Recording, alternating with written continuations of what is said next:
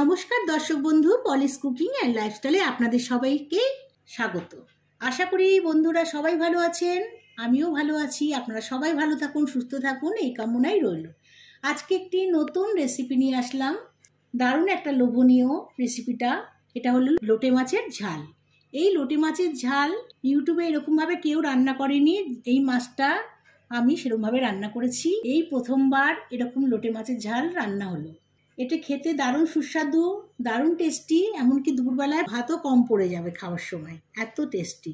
আসুন বন্ধুরা, এই লোটে মাছের ঝালটি কিভাবে বানিয়েছি আপনাদের সঙ্গে শেয়ার করব। লোটে মাছটা ধুয়ে নিয়েছি, এবার একটু নুন আর হলুদ মাখিয়ে রাখবো।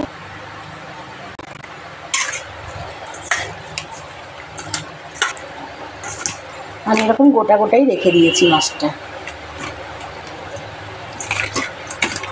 গ্যাসের মধ্যে কড়াইটা বসিয়ে দিয়েছি, এবার আমি তেল দিয়ে দেবো। এটা সর্ষের তেল দিয়ে করছি, আপনারা সাদা তেল দিয়েও করতে পারেন, তবে সর্ষের তেল দিয়েই আমার কাছে ভালো লাগে।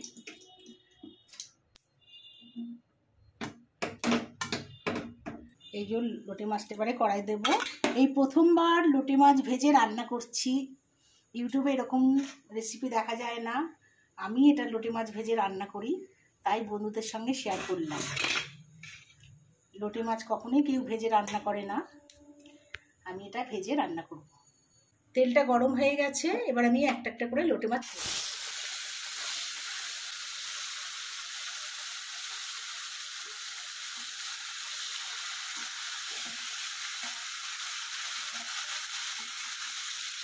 গ্যাসের ফ্লেমটা বাড়িয়ে রেখে দিয়েছি, তাহলে তাড়াতাড়ি করে জলটা টেনে নেবে।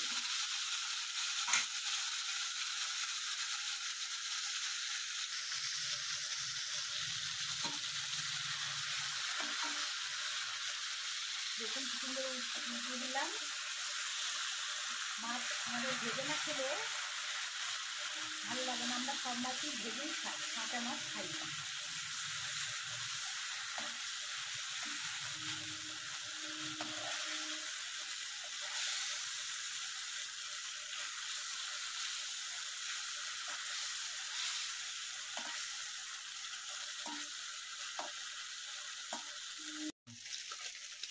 মাছগুলো ভাজা হয়ে গেছে, দেখুন কি সুন্দর গোটা গোটা মাছ উঠেছে, লাল লাল করে ভেজে নিয়েছি।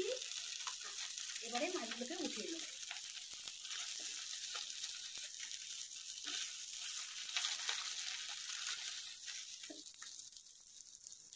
এই যে ভেজে নিয়েছি, মাছগুলো সব ভাজা হয়ে গেছে। ওই কড়াইয়ের মধ্যে সর্ষের তেল দিয়ে দিলাম, মাছটা এবারে রান্না করব। তেলটা একটু বেশি লাগবে। 3টে শুকনো লঙ্কা ফোড়ন দিয়ে দিলাম। শুকনো লঙ্কাটা ভাজা হয়ে গেছে, এবারে পেঁয়াজ দিয়ে দেবো। পেঁয়াজটাও আমার একটু বেশি লাগবে, এখানে 4টে বড় বড় পেঁয়াজ আছে, স্লাইস করে কেটে নিয়েছি।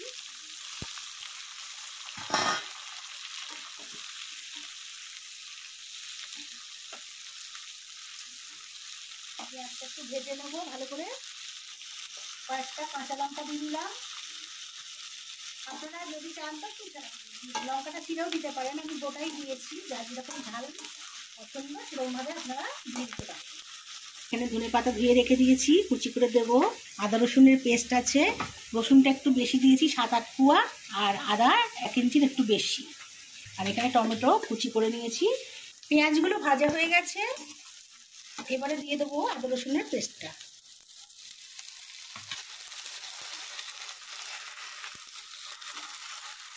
আদা রসুনের পেস্টটা দিয়ে একটু নাড়বো।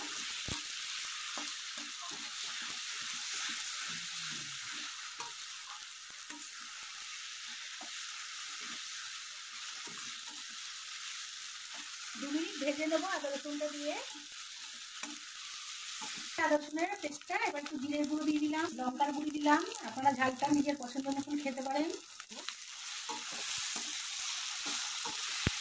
হলুদ গুঁড়ি দিলাম, পরিমাণ মতন একটু লবণ দিলাম।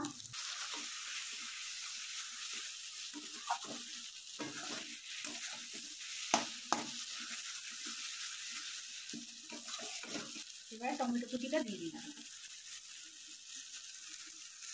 এবার ভালো করে মশলাটাকে কষিয়ে দিতে হবে।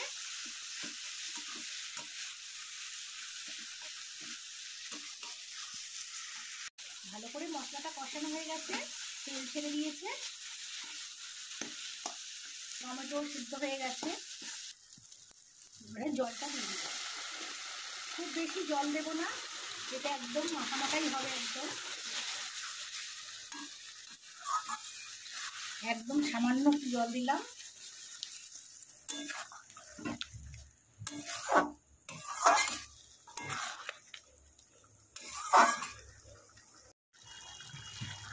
ঝোলটা ফুটে গেছে, এবারে মাছগুলো আমি সব ঢেলে দেবো এর মধ্যে।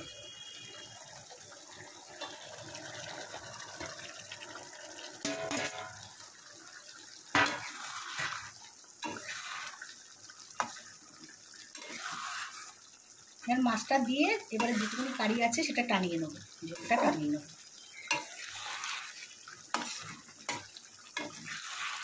আস্তে আস্তে করে নেড়ে দিতে হবে, নরম মাছ যাতে ভেঙে না যায়। খুব সাবধানে নাড়তে হবে, মাছটা নরম যাতে ভেঙে না যায়।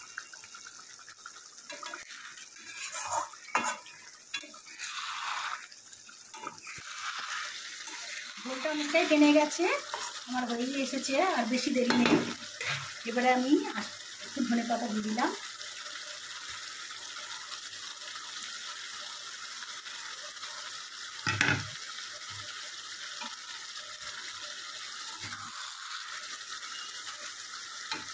রেডি হয়ে গেছে আমাদের লোটে মাছের ঝাল।